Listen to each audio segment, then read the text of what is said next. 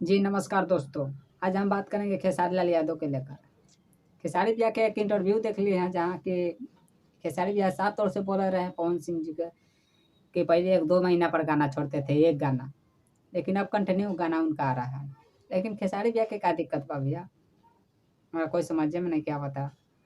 लेकिन खेसारी भैया के ये दिक्कत बा कि खेसारी लाल यादव जी का गाना मार्केट में नहीं बज रहा है। जब से क्योंकि power star Pawan Singh ji continue market में गाना ला रहे हैं अपना।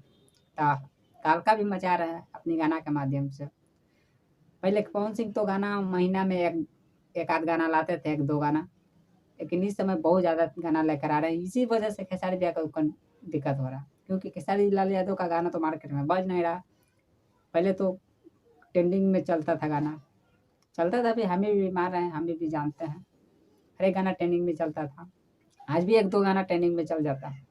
लेकिन अब पवन सिंह के 1-2 महीना पर गाना छोड़ने के लिए अगर बोल रहे हैं, हमें तो ये लगता है कि अब खेसारी लाल यादव का गाना उतना मार्केट में नहीं बज रहा है।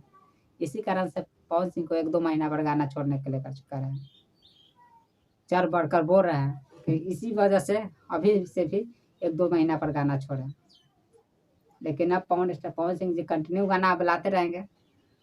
पवन स्टार पवन सिंह की टीम से बात करके ये पता चला है कि अब कंटिन्यू आएगा, हमेशा आएगा कंटिन्यू। अब सावन की तैयारी में लगे हुए हैं। काजल बेबी के साथ गाना शूट भी हो चुका है।